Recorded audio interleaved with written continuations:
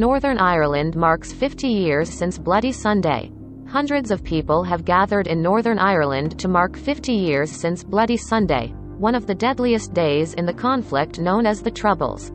3:12. London. Hundreds of people gathered Sunday in Northern Ireland to mark 50 years since Bloody Sunday, one of the deadliest days in the conflict known as the 13 people were killed and 15 others wounded when British soldiers fired on civil rights protesters on January 30, 1972, in the city of Derry, also known as. Relatives of those killed and injured half a century ago took part in a remembrance walk Sunday, retracing the steps of the original march. Crowds gathered at the Bloody Sunday Monument, where political leaders including Irish Premier Michael Martin laid wreaths in a ceremony. The names of those who were killed and wounded were read out during the 45-minute memorial service. Britain's government apologized in 2010 after an official inquiry found that the soldiers fired without justification on unarmed, fleeing civilians and then lied about it for decades.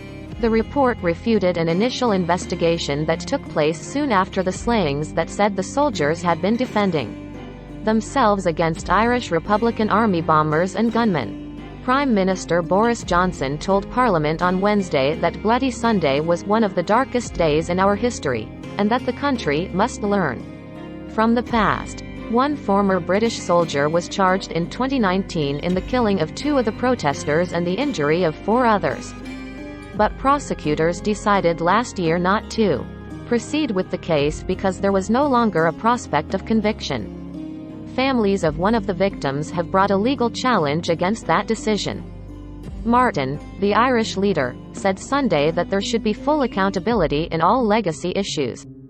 "I don't believe this will be any amnesty for anybody," he said after meeting with the families of victims. "It is important because time is moving on too for many families, and families need closure."